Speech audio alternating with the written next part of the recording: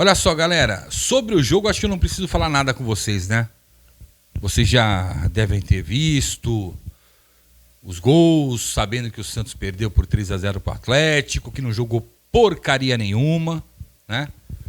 Que andou em campo, que caminhou, que foi uma vergonha, que envergonhou o torcedor do Santos, que vai para a última rodada do Campeonato Brasileiro, correndo o risco do rebaixamento para a Série B. Que o Santos só terá 2 competições pela frente em 2024, que é o Campeonato Paulista da Série A1 e o Campeonato Brasileiro.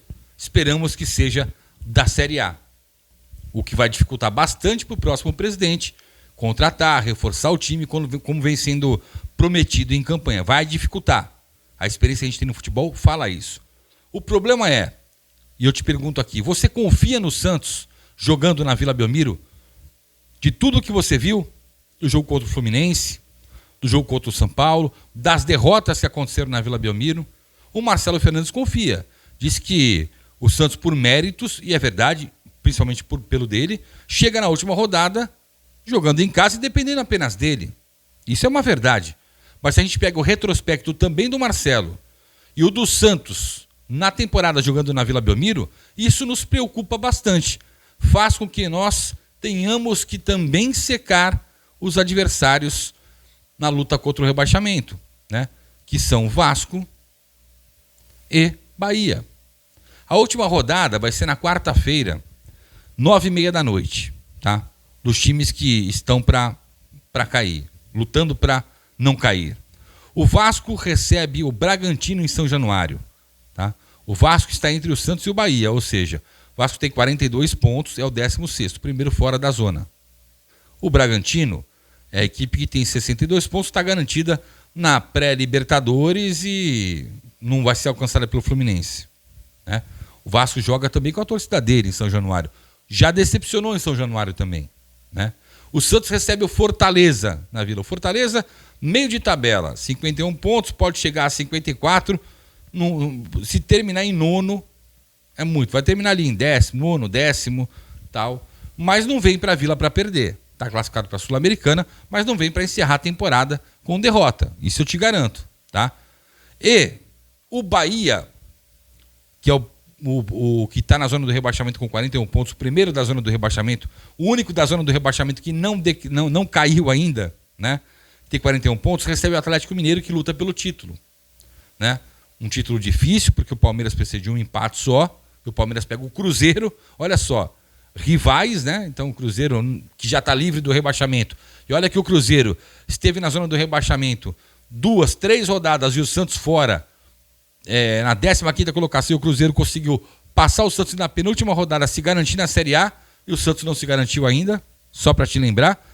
Então o Bahia tem o compromisso mais difícil. A gente depende da gente, só que o torcedor, ele não... Você comenta aí, você tem confiança no Santos, na Vila Belmiro? Você está com essa confiança? A gente está torcendo pelo Santos sempre, para que ele permaneça na primeira divisão, para que esses caras que fizeram isso com o Santos deixem o Santos aonde eles pegaram. Essa é uma realidade, não é? É uma realidade. A outra é, o Santos na Vila Belmiro não passa nenhuma confiança para o torcedor. A Vila vai estar lotada naquele esquema, né? Os ingressos já foram vendidos, 11 mil, lotada nos 12, 13 mil, né? Por aí. Não sei se os donos de cadeira cativa vão para lá. Também em época de eleição tem muita gente que vai para desfilar só e está andando para o jogo, né? Enfim, vai para se mostrar, mas a preocupação que eu tenho é com o Santos no campo. O Santos não vai ter o Joaquim suspenso, não vai ter o Rodrigo Fernandes suspenso, tem um Baço de volta, o Morelos tá gordo pra caramba, não é um cara que vai ajudar a gente tem que confiar no Soteldo. O Furt foi titular contra o Atlético Paranaense, também não deu certo, vai voltar o Marcos Leonardo, né? E tem que ser um moleque mesmo, e a gente tem que torcer para os caras estarem num dia inspirado e também num dia que queiram correr, porque no domingo eles não quiseram correr contra o Atlético. Ou tentaram e não conseguiram. Porque o Santos andou em campo. O Santos incomodou o Atlético somente nos 10 minutos finais do primeiro tempo. O Atlético, vencendo o jogo, parecia que estava perdendo. Buscava mais o gol que o Santos. E isso é que preocupa bastante. Eu discordo demais da entrevista do Marcelo Fernandes. Eu concordo que o time hoje chega, dependendo apenas dele para permanecer na primeira divisão, muito por causa da campanha que o Marcelo fez. Ficou 7 rodadas sem perder, pontuando. Venceu Palmeiras, Bahia, Goiás fora de casa, jogos importantes, né? 2 confrontos diretos, empatou com o Corinthians fora de casa.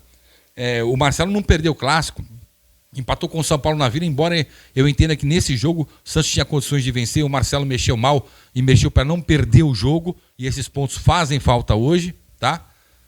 Mas o Santos na Vila é um ponto de interrogação. Então, quarta-feira, 9h30, além de torcer, a gente vai ter que secar também. Essa é a realidade. O problema é que, olha o ponto que chegamos, gente. Olha o ponto que o Santos chegou. De ter que jogar, tem que vencer, o que é difícil também na Vila Belmiro, que era simples antes, hoje é difícil, e tem que secar os caras. Ponto final. É isso. Com o que tem hoje aí. Com um time que vira um catadão quando está em desvantagem, um time que não apresenta mais nada de novo, um time onde o Marcelo conseguiu ganhar o vestiário e parece que o vestiário deu uma... Um time parece que tá com a cabeça lelé. Não dá pra gente saber o que vai acontecer. O que resta pra gente é torcer. E torcer a gente vai.